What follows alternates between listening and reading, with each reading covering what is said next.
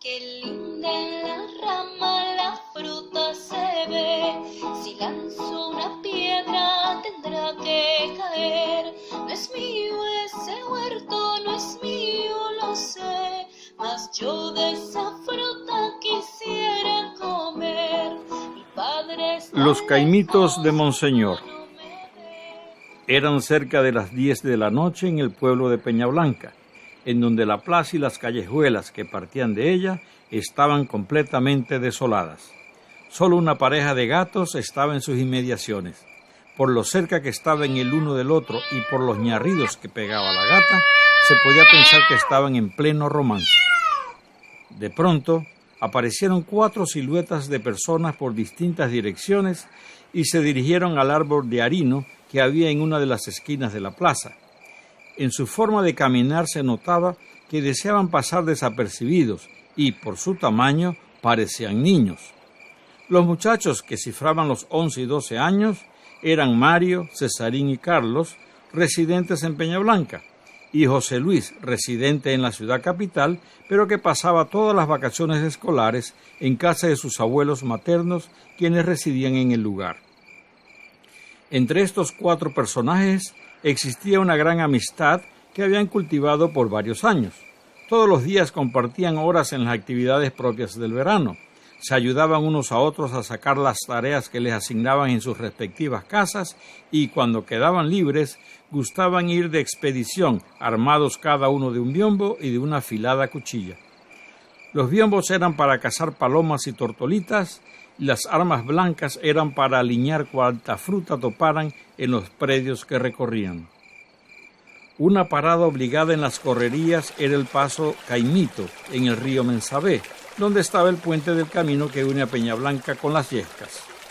Aguas arriba de este puente existía un balneario creado todos los veranos por medio de una presa temporal de cascajo del propio río que era acomodado por un tractor. Casi toda la muchachada del lugar iba al balneario después del mediodía. Los gritos y risas eran constantes, así como el sonido de los que chapaleaban en el charco. A media tarde se activaba la cancha de baloncesto y el cuadro de jugar pelota. Los 4 muchachos eran asiduos visitantes de estas 2 instalaciones deportivas. Siempre que caminaban hacia ellas, volteaban sus cabezas para admirar las atractivas frutas que guindaban de los árboles en el predio de Monseñor, nombre con que los paisanos del lugar se referían al obispo. Cada vez que las miraban, sus bocas se les volvían agua. Para estar en medio del lugar poblado, que poseía una alta densidad de viviendas, el terreno era extenso, pues debía medir ligeramente un poco más de 1 hectárea. Era el predio que había heredado Monseñor de sus padres y se había esmerado en sembrar en él frutas de toda clase. Algunas de ellas, por su rareza, correspondían a frutas exóticas. Abundaban variedades de mangos, guayabos, ciruelos, guavos, mamones, nísperos, caimitos, naranjos, etc. De todos los árboles frutales, el que más regocijo regeneraba en el obispo era un pequeño árbol de naranjas que una amistad le había obsequiado en la ciudad capital. Este árbol, con 1 metro de altura, estaba lleno de unas naranjas que por su tamaño y color parecían valencianas. Todas las visitas que recibía el obispo admiraban este peculiar árbol que estaba sembrado en medio del jardín frontal de la residencia. Como la mayor parte del tiempo Monseñor no estaba en el poblado, pues tenía que atender sus deberes episcopales, el predio permanecía sin un cuidador permanente. Para evitar los excesos de parte de los cosecheros, especialmente los cosecheros nocturnos, integrados por adolescentes, el predio fue cercado con alambre de ciclón de 6 pies de altura. Esta cerca no era impedimento para saborear las frutas, pues los vecinos que le exteriorizaban a Monseñor su interés por alguna fruta de temporada eran autorizados a entrar a cosechar. Un jueves en la tarde, mientras los 4 amigos caminaban hacia el cuadro de jugar pelota, todos voltearon sus ojos hacia el predio del obispo. La vista que ofrecían los palos de caimito era muy atractiva. Los frutos morados abundaban y se destacaban contra el follaje de los árboles. El que habló fue José Luis. «Muchachos, ¿qué tal si esta noche venimos a coger caimito?» «Oye, sí», respondió Cesarín. «Ah, mundo, tienen que estar dulcecitos», dijo Mario. Ay, hombre, ya me veo la jeta cogida de la leche de Caimito, manifestó Carlos. Bueno, ahora cuando terminamos de jugar, vemos lo que vamos a hacer esta noche, sentenció José Luis. Una vez estuvieron los 4 muchachos debajo del palo de harino de la plaza, todos se añingotaron para poder hablar en voz más baja. Lo primero que hicieron fue verificar el único implemento que traían para alcanzar la misión, 4 sacos. Una vez hecho esto, salieron en fila hacia la parte del predio del obispo que daba hacia el campo de juegos, pues era la parte más alejada de la residencia y, además, donde los árboles cubrían la cerca. Era el tercer día de luna llena y la sombra de los árboles los protegería al momento de la maniobra de trepar la cerca de ciclón. Cuando llegaron al punto que habían seleccionado en horas de la tarde, fueron cruzando la cerca de uno en uno. Cuando estuvieron los 4 dentro, escucharon los ladridos de Cucho, el perro de Monseñor, quien corriendo se dirigió hacia ellos donde estaban ellos. En el momento que el perro estuvo a unos metros de distancia, Carlos lo empezó a llamar con un silbido. Instantáneamente, Cucho dejó de ladrar y empezó a agitar la cola. Resulta que Carlos y Cucho eran muy amigos. De ahí en adelante, Cucho se convirtió en un miembro más de los cosecheros nocturnos. Caminaron hacia los árboles de Caimito y cuando estuvieron allí, cada uno subió a un árbol con su respectivo saco de nequén. La luz de la luna permitía que distinguieran las frutas con facilidad, por lo que no demoraron en llenar los sacos hasta que el peso de los mismos fuera manejable. En pocos minutos, los 4 bajaron con sus sacos que aproximadamente estaban llenos a 1/4 de su capacidad. La ruta de regreso fue la misma. Cuando iban a escalar la cerca, José Luis dijo: «Muchachos, salgan y me esperan debajo del palo de harino. Es que yo tengo que hacer algo al frente de la casa». Como no se podía conversar mucho por el temor a ser descubiertos, los 3 amigos de José Luis no preguntaron los detalles de su misión. Al cabo de unos 15 minutos, apareció José Luis en el palo de harino. Se le notaba el rostro radiante de alegría y sus amigos le preguntaron casi a coro: «¿Qué te quedaste haciendo?» «Me estaba chupando unas naranjitas», les contestó sin poder contener la risa. Al día siguiente, que era viernes, a prima noche, llegó el obispo para pasar el fin de semana en Peña Blanca. Como era su costumbre, lo primero que hizo en las horas tempranas del sábado fue hacer un recorrido por el patio. Caminaba muy contento al observar lo hermosas que estaban las matas de distintos tipos de flores, pero se detuvo en seco cuando estuvo al frente del árbol de naranjas exóticas. Notó que muchas de las naranjas estaban achurradas como ciruelas pasas. Se acercó y las examinó detalladamente. Alguien, con un filoso cuchillo, las había abierto cuidadosamente por la parte inferior y se las había chupado sin desprenderlas de las ramas. ¿Quiénes serían los perversos?, se preguntó en voz baja. Como pólvora se corrió la noticia de que a Monseñor le habían robado los caimitos y que le habían chupado las naranjas valencianas. Entre otros, estos eran los comentarios que se escuchaban.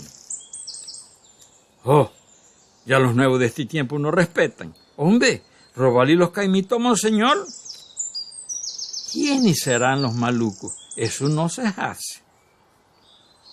Oh, tanto que anhela Monseñor esos palos y se los van a venir a robar. Esto no tiene nombre».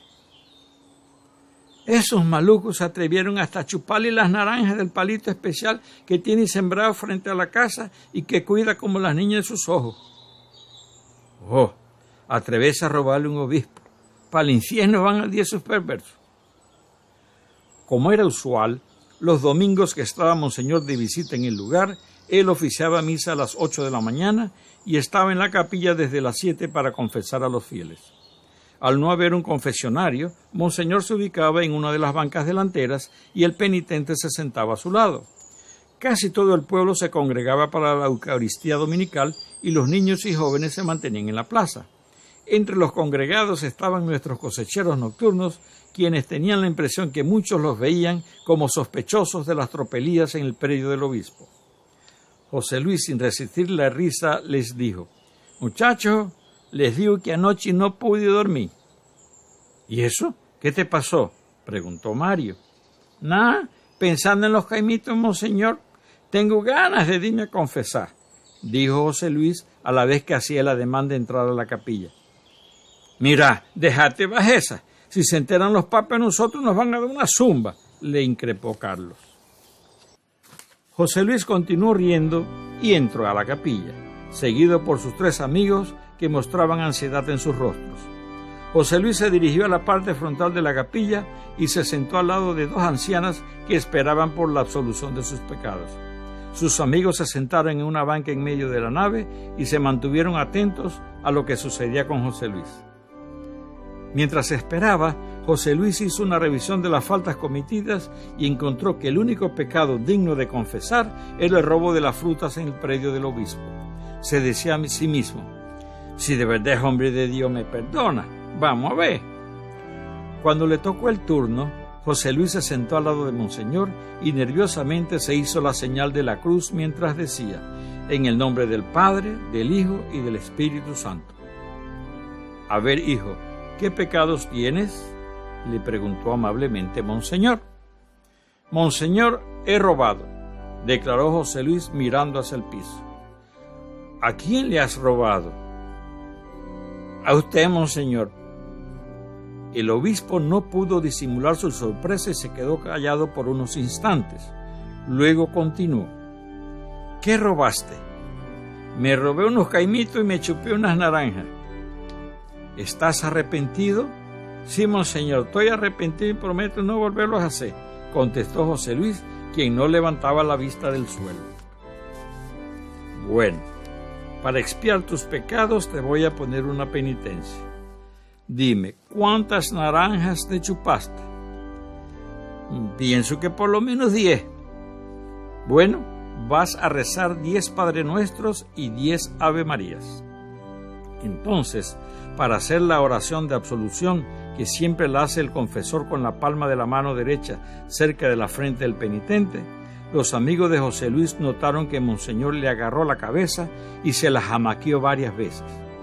En la banca en medio de la nave, Mario le dijo a sus acompañantes en voz baja, ¡Oh, yo hallo que lo va a escabezar! Cuando Monseñor le soltó la cabeza a José Luis, este se levantó y mientras caminaba hacia donde estaban sus amigos, una sonrisa iluminaba su rostro. Qué linda en la rama la fruta se ve, si lanzo una piedra tendrá que caer. No es mío ese huerto, no es mío, lo sé, mas yo de esa fruta quisiera comer. Mi padre está lejos, mamá no me ve, no hay otros niños, ¿quién lo ha de saber? Mas no me atrevo, yo no sé por qué, parece que siempre unos ojos me ven.